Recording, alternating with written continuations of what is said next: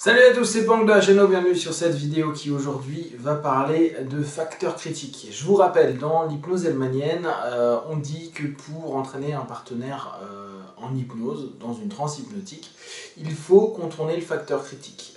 Dans les cours de Jerry Kine, donc un élève de Hellman, il explique que le facteur critique est un élément qui sépare le conscient du subconscient. Avec les années, je suis arrivé moi plutôt à un développement du principe du facteur critique, notamment par les boulots de Jon Kappa. Et aujourd'hui, pour moi, le facteur critique, c'est un sas d'administration qui permet de valider ou invalider des informations qui peuvent, dès lors, si elles sont validées, devenir suggestions. En gros, il y a trois possibilités dans le facteur critique. Rejet de l'information, c'est-à-dire que le facteur critique, le SAS, refuse même l'accès vers le subconscient. Donc l'information va rester bloquée dans le sas d'administration puis rejetée. Deuxièmement, il peut y avoir validation. Pourquoi? Parce qu'il y a dans les mémoires à long terme qui se trouvent dans le subconscient, dans la bibliothèque d'information, on va trouver un fichier qui correspond et donc on va continuer à valider et nourrir le dossier où il y a le fichier avec davantage d'informations. Ou avoir une phase de temporisation, c'est-à-dire que l'info ne devient pas une suggestion mais n'est pas tout de suite rejetée. Il y a d'abord une phase de temporisation, comme s'il y avait une phase d'analyse, de recherche, de manière très imagée. Quand vous cherchez un dossier ou un document ou un fichier dans votre ordi et que vous avez 500 gigas de mémoire de données, ça va mettre du temps pour aller chercher ou trouver. Vous voyez la barre qui met un certain temps. Et là, c'est la même chose, entre guillemets, pour le principe du facteur critique à ce moment-là du sas d'administration.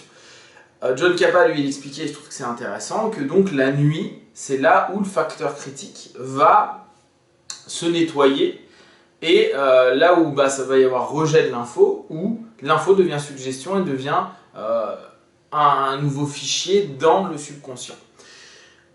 En relisant Hellman, donc Hellman il a écrit un bouquin qui s'appelle Hypnothérapie, donc vous pouvez l'avoir, il est que en anglais, il n'a pas été traduit, mais il est simple à lire, donc c'est pas très complexe, il ne faut pas avoir un gros niveau d'anglais.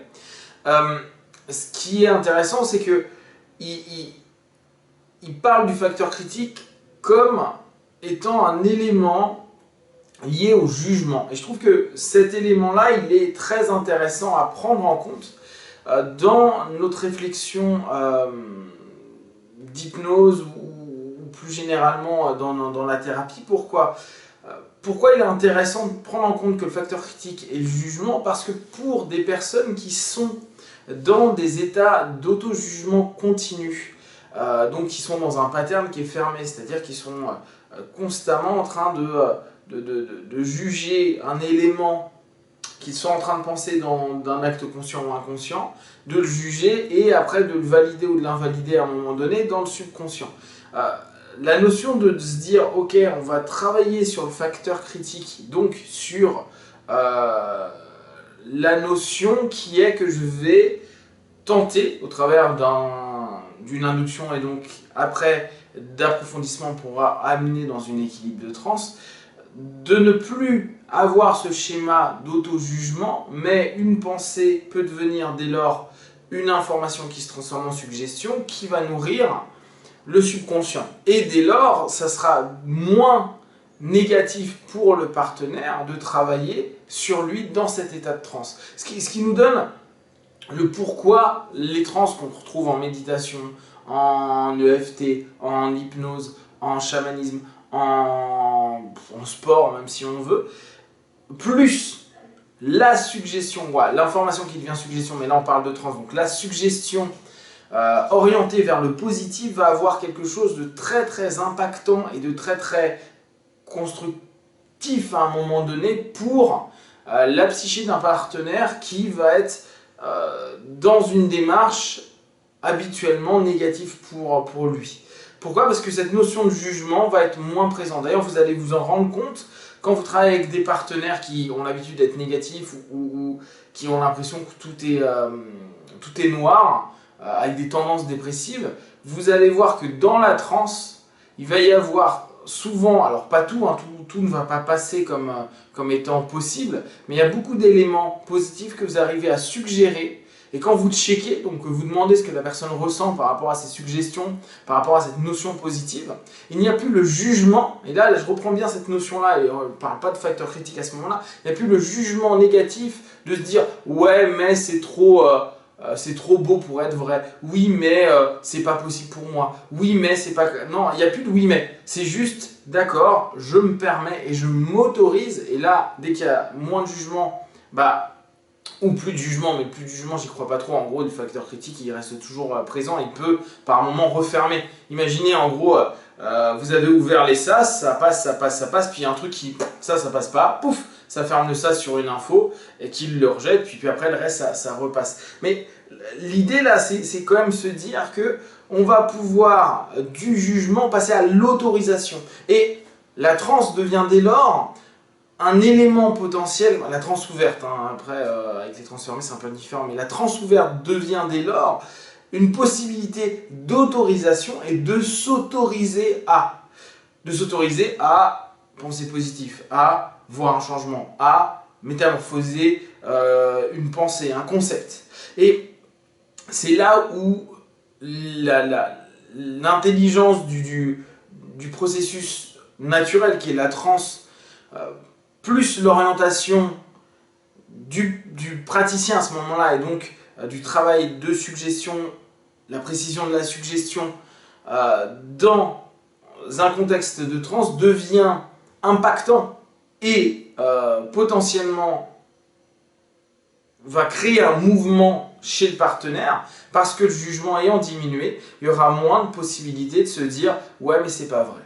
Et dès lors, on va pouvoir se permettre de s'inscrire. Alors là, je vais plus parler en mode hypno-PNL, même si, comme vous savez, il y a des moments, je ne suis pas toujours OK avec ces principes-là, mais là, dans ce que j'explique, ça va être marquant, c'est cette notion hypno-PNL de reprogrammation.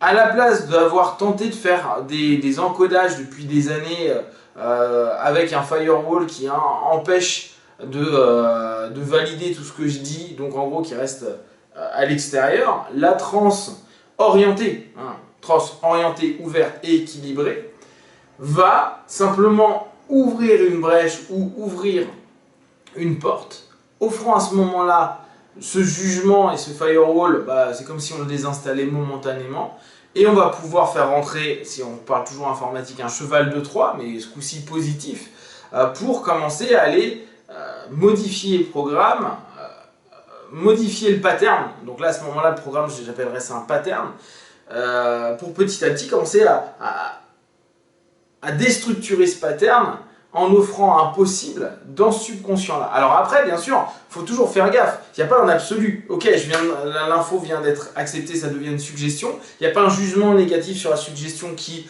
semble positif et accepté. Mais il y a des moments où il faudra écouter le feedback du subconscient. Et donc, effectivement, il y a des moments où il y aura « ouais, mais ça, non, j'y crois pas » ou « ça, c'est pas possible ». Et c'est là où le questionnement à ce moment-là devient passionnant, parce qu'il va y avoir des suggestions qui vont rentrer, puis vous allez en sortir un autre, et avec ça, comment tu te sens, qu'est-ce que tu ressens? Ah, ça m'énerve. Ah, ok.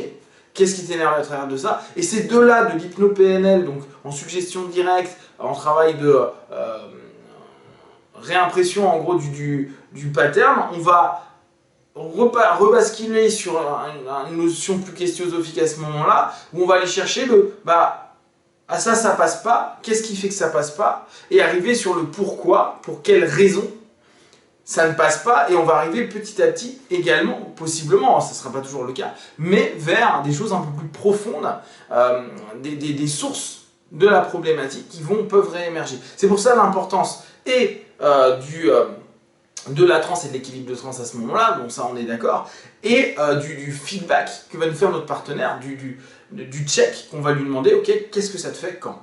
Ou qu'est-ce que tu ressens quand? Donc là on repose de la question dans la transe, et pour revenir à ce que je disais ces derniers jours, utiliser cette transe qui est pas tellement active, mais qui commence quand même à l'être au travers du dialogue, pour continuer à construire notre session, notre séance, nos suggestions et notre approfondissement de la compréhension du partenaire pour lui et pour nous, pour construire nos sessions. Voilà, si vous avez des questions et des remarques, partagez-les sur Facebook, YouTube, j'y répondrai le plus rapidement possible. Et une fois de plus, ne prenez que ce qui est bon et positif pour vous dans tout ce que je propose. Be one, ciao ciao!